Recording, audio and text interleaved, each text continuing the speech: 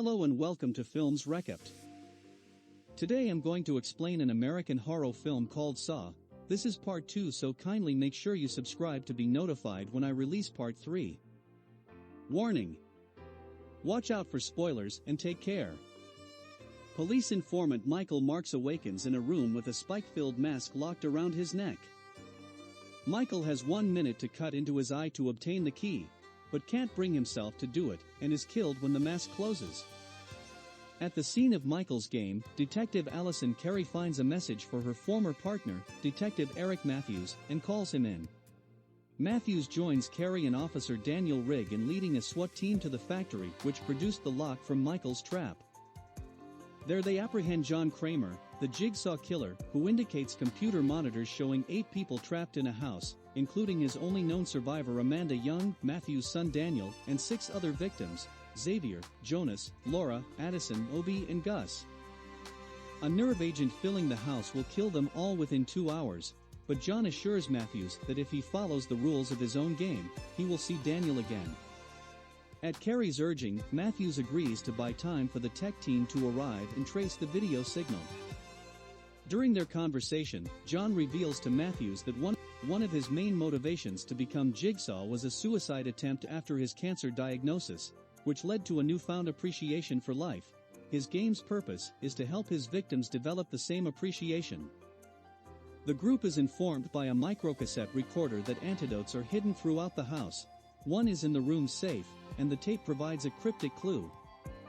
Gus ignores a warning note and uses the key provided with the cassette on the door, which triggers a gun through the peephole that kills him.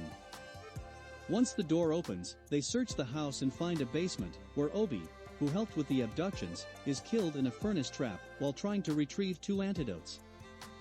In another room, Xavier's test involves digging through a pit filled with syringes to retrieve a key to a steel door in 2 minutes, but he instead throws Amanda into the pit. She retrieves the key, but Xavier fails to unlock the door in time.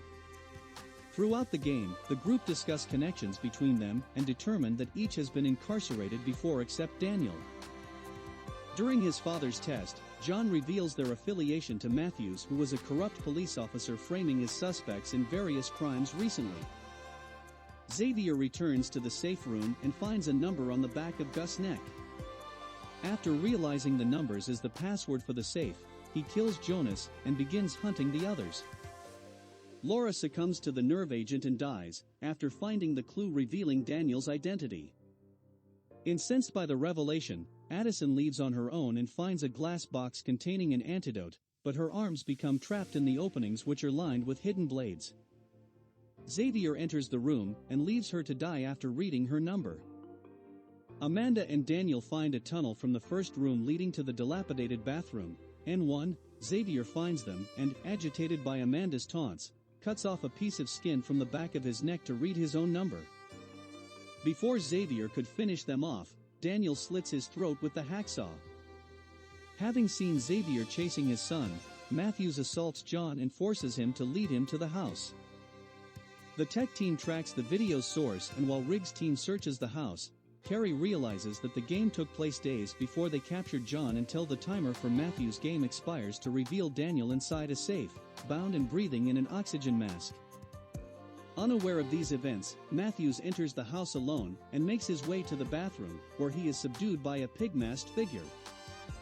He awakens shackled at the ankle to a pipe and finds a tape recorder left by Amanda, who reveals she had become John's accomplice after surviving her first trap and helped him set up Matthews' test during the game at the house, intending to continue John's work after he dies. Amanda then appears and seals the door, leaving Matthews to die as John hears his screams outside and smiles with his eyes shut.